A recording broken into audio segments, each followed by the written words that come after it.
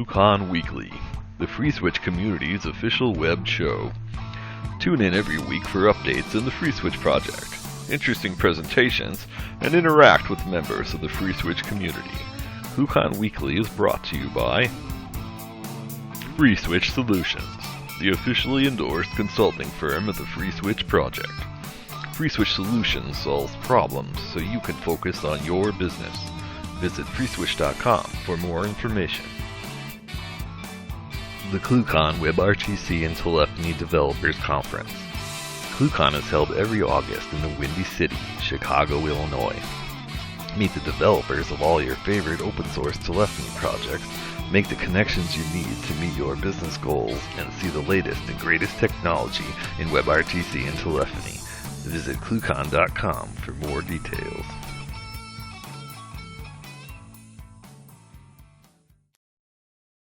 Now, welcome to ClueCon Weekly. Today is October the 7th, moving into fall here.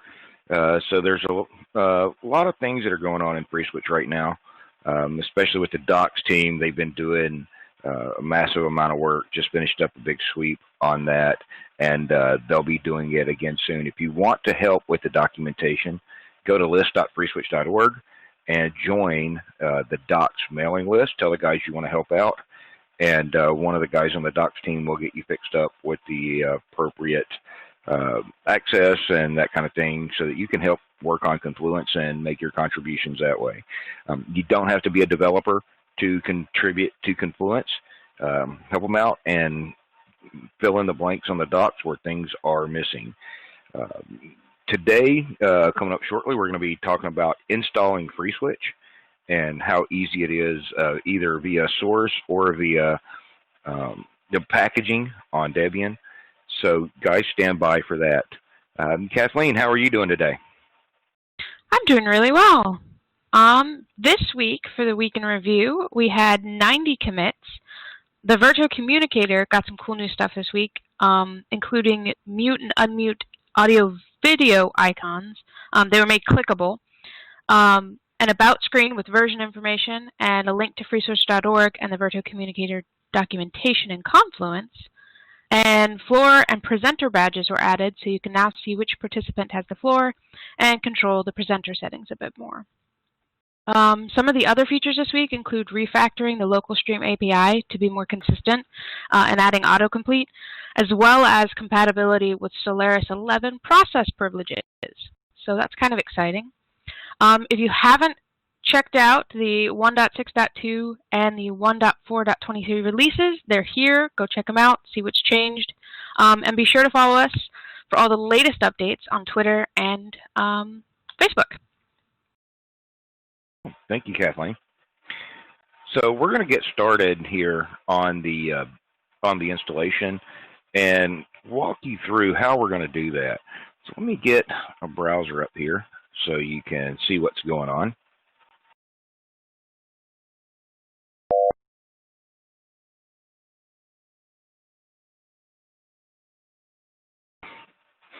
And where we're at here is just the FreeSWITCH Confluence webpage. And if you come up here in this little search box and type FreeSWITCH 1.6 install, it'll bring you straight to the FreeSWITCH 1.6 install page, and there's a lot of good information here. Now, if you start with a clean Jessie install, Debian Jessie, then what you can do is just go through this step by step by step. And once you get done with this, you're going to have an actual working FreeSWITCH install. So we're going to actually demonstrate that and show you how easy it is to actually do this. So get my little screen up here, and I am going to just go back to the root directory here. So the first thing we want to do, and just double click the commands and go ahead and copy those into your clipboard and go back over to your window and you just paste that in. So the first step is actually setting up the Debian Jessie repo. And so what we've done here is told Debian Jessie to create a file in our sources.list and add, a pointer to the FreeSWITCH repo If you want to do this for 1.4, there's similar information there. And there's also, just by changing this URL here, there's also a repo for the latest snapshot builds that happen on a per commit basis out there. Now those builds do take or lag behind the current commits as much as an hour or two, and they are ephemeral on the testing branch, but this is a quick way to also test the latest and greatest of what's going on in master. Now once you have installed the list file, the repo list, then you need to grab the key, and that command's right there. And the very next thing we want to do is run an apt-get update. This is going to tell Jesse to go ahead and download the latest repo files so that you can have all the pointers for FreeSWITCH in there. And as you can see here, that's what we've done right here. Now, we apt cache search FreeSWITCH. We should see a pile of stuff in there. So now, what's the next thing we want to do? Well, just to install FreeSWITCH, we can use the vanilla meta package, and that's as simple as apt-get install, copy, and paste that on in there, and run that, and go ahead and tell that yes, and it's going to install all of FreeSWITCH for us. Now, this is going to install FreeSWITCH in a standard FHS type environment, so your FreeSWITCH binaries will be where those need to go. You'll have several different directories that are created, and the config files will actually end up in a more traditional Linux, where you think config files end up, in etc FreeSWITCH. Now, there will not be a default configuration installed with the packages. You will have to copy those over, and we'll let this finish running because this won't take but just a minute. And you can see how quick this actually goes here. So it's even going to install the sound files for you. So you've got pretty much everything you need to do just to get you a FreeSWITCH package started. And we're just going to ignore this little error up here because that's something we're working on with the test packages. You can get past that by installing a config here. And we'll just demonstrate that in just a moment.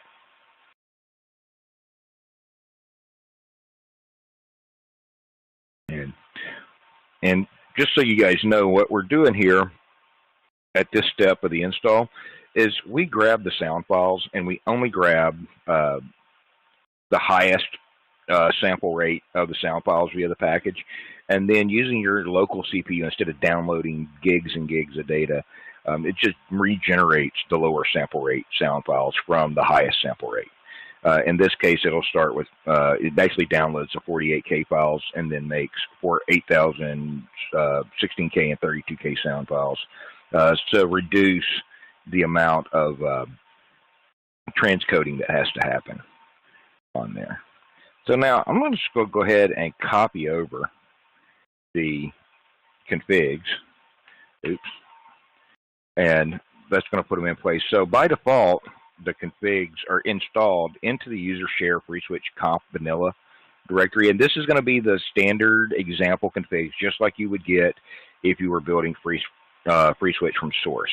And then we're just going to copy that whole directory over to the etc FreeSWITCH directory, and so we make sure we get everything, including all the perms and everything else. We're just going to use the -a flag, which comes in real handy.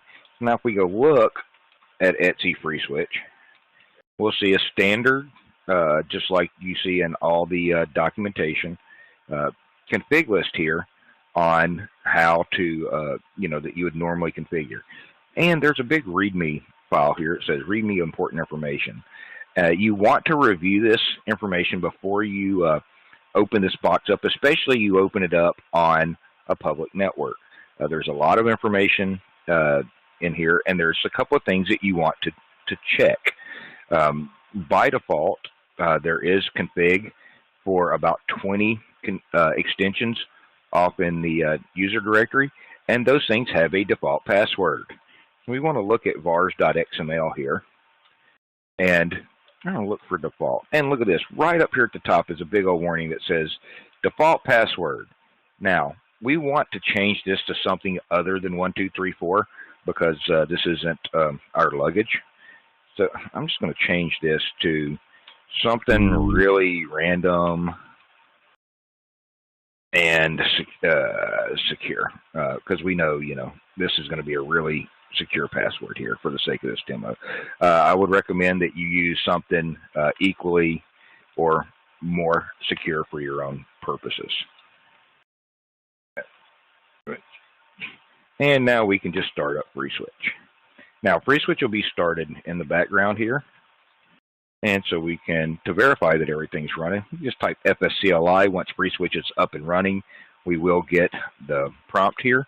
And let's check this out. Version. And look at that, 1.6.2. And the -9 tells us that this is the 9th build and it's a 64-bit version here. So we can also look at Sophia status and see that we've got all our stuff up and running. It is really that simple and that quick to install FreeSWITCH from the Debian repo on a Debian-based system.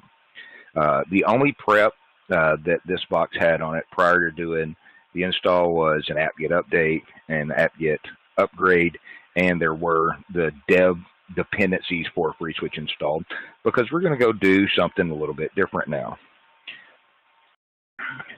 So now the next question that everybody asks is, how do I install FreeSWITCH from source? So to keep things a little quick here, I've got several directories here where FreeSWITCH is already cloned into. Get remote. So if we look at our get remotes here, you'll see that I've got FreeSWITCH checked out from HTTPS, and you can see my username here because I checked it out with my script. But you don't need that, so you can literally git clone https://freeswitch.org, copy and paste the URL off of stash, and paste it right in, and we'll get FreeSWITCH. Now, once we have FreeSWITCH checked out, you'll have a directory with the, into a FreeSWITCH directory with a bunch of files in here, and we need to make sure that we have all the dependencies installed. So to make life easy on that, especially on Debian, the first step we want to do is actually the first step we did like we were installing from packages, which is make sure we have that Jesse repo in there, because there's some dependencies, there's a lot of dependencies that have been updated here that we need for FreeSWITCH. Then the very next thing that we want to do is install the Video Depths Most package, and just apt-get just copy and paste straight off of there, and we'll install all those depths. I'm going to skip actually installing the depths because I've already done this step on this box, so it doesn't take but just a few seconds. Now, the very next thing that we need to do here, once that's completed, is actually bootstrap the FreeSWITCH code, because we've checked it out from source. This is going to generate all the files that, like your configure script and everything else that all the auto tools chain helps us do here. So the quickest way to do that is actually run bootstrap -sh from within the root of your FreeSWITCH source tree. And if you've got a box that has several cores in it, like any modern server, you want to use the -j flag here. The -j flag actually helps speed this process up by parallelizing the bootstrap process. I'll actually run this, and you'll see a bunch of stuff like this rolling along, and let it go. It'll take just a couple of minutes to bootstrap this. Instead of waiting on this, we have another directory over here that's already pre-bootstrapped. So the next thing that we'll want to do once that completes is we'll want to run the configure script. Now, the configure script takes a variety of config options, but one of the things that you can, and it will run reentrantly on some of the submodules that are in tree. So to make that go along as fast as possible, you run configure with the -c flag, and that will configure FreeSWITCH. Again, this will take a few minutes to run. Using the -c flag will speed it up by at least 50%. So you want to do that, and it'll run through and do everything we need to do. Once configure has completed, then it's on to the make process.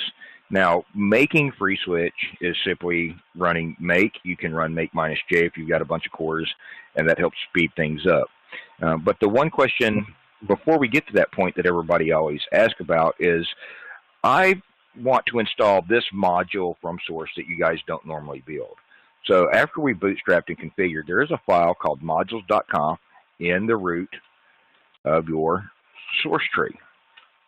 Modules.conf contains a list of all the modules, or most of the modules, that we may want to build while installing FreeSWITCH.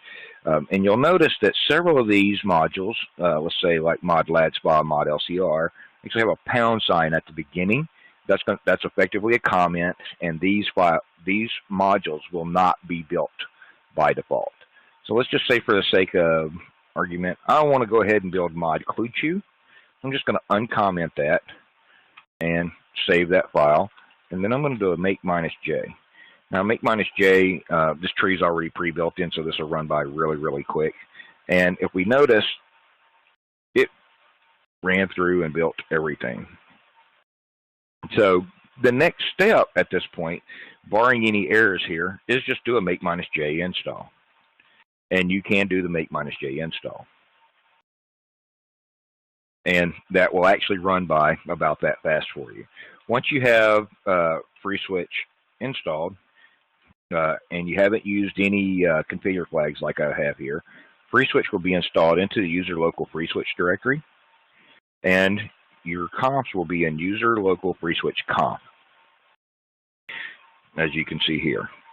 So again, this is a out-of-the-box config, so we'll want to go in and change that vars.xml to set a default password. This is very important.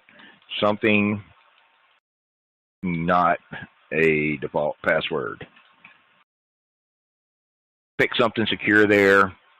Pick a random file, MD5 Summit, SHA-1it, whatever. Just put something random in there that you're going to be able to get back out of here and use when you're configuring up your SIP endpoints, because this will leave a hole in your system for all the SIP scanners to go find and poke at.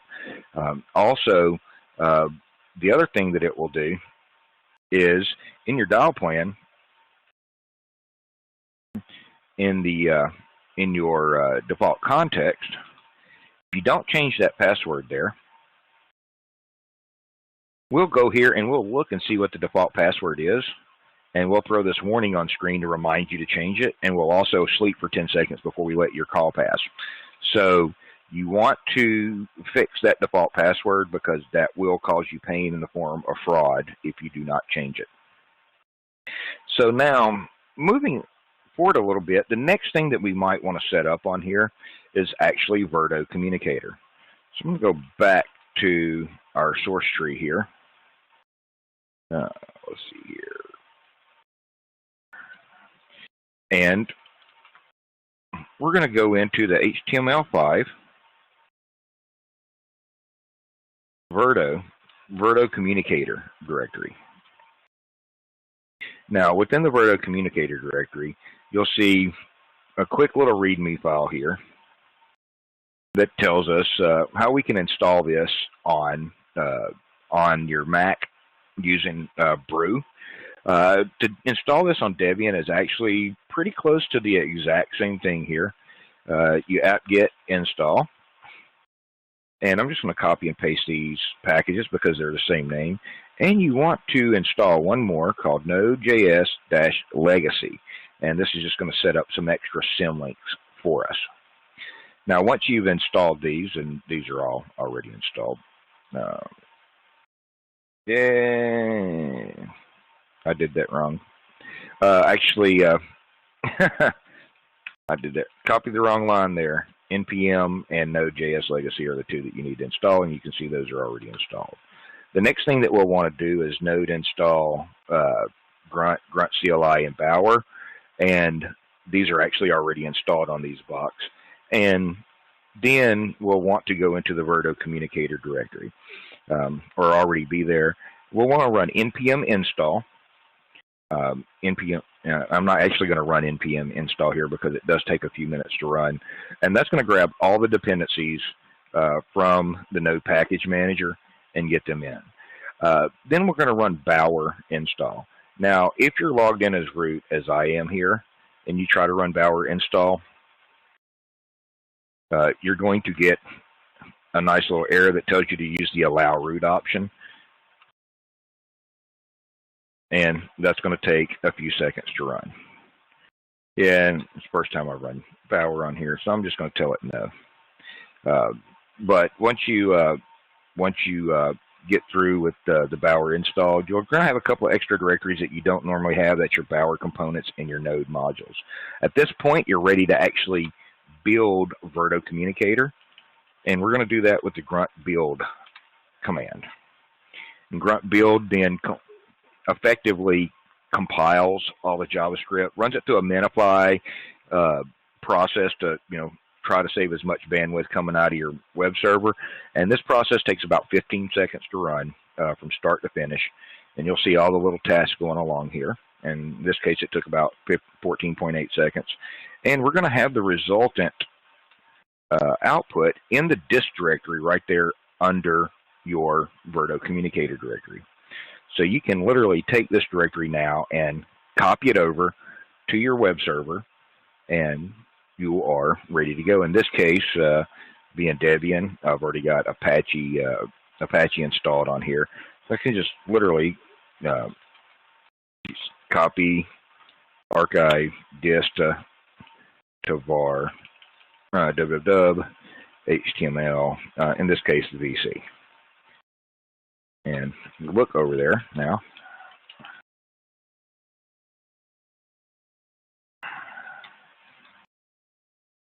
I need to learn how to type. And we'll see that we've got it installed in there. At this point, all we need to do is make sure that mod Verto is running in FSCLI. No status. Oh, mod Verto. And I didn't build mod Verto, so how about that? So you can see here that in this case, that we just want to go back over. Look at our modules.com. Did I not? Look at this. Oh, I screwed something up here because there is a reason that I didn't do that, because I installed from packages. And I probably didn't install the mod Verto package or the mod RT or the other packages that are required for that. So I'm going to stop FreeSWITCH.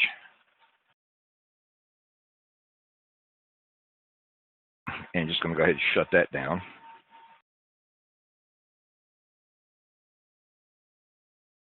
The dangers of using one box to do 2 install demos. I'm going to make sure FreeSWITCH isn't running. I'm going to go ahead and go to a different screen here. I'm going to go ahead and run FreeSWITCH. And I'm going to use the no NAT option here just to make it start up faster, because the router I'm on does not have NAT PMP on it. And it's going to complain about IPv6 because this box, no IPv6 set up properly on it. Just a test box. Now, if I do the Verto status now, you'll see that I'm listening in a couple of different places, including a local loopback listener for IPv6. Now, at this point, we could actually go in and we have to do one more step here, which is actually covered inside this documentation on Confluence, and that's actually setting up the certificate files. And I'm not going to go really into this because it's going to be dependent on your web server. In the case of the configs that are shown here on Confluence, this is how you set this up in Apache, so you can get that up and running with a self-signed cert. Now, if you're using Nginx or some other web server, you'll want to follow directions there, and I highly recommend that you use real certificates. Places like Instant SSL, Cheap SSL, those kind of places, you can get a real certificate for your domain really, really cheap, and like under $20. Or you can get a wildcard cert for your domain for a couple of years for $100 or so. So you want to check those out. Find one. It doesn't really matter which one you're using. You don't have to go through the whole EV cert process. Just a basic, cheap SSL cert from one of those guys works out really, really good. Now, I'm going to open the floor up here. Does anybody have any questions so far?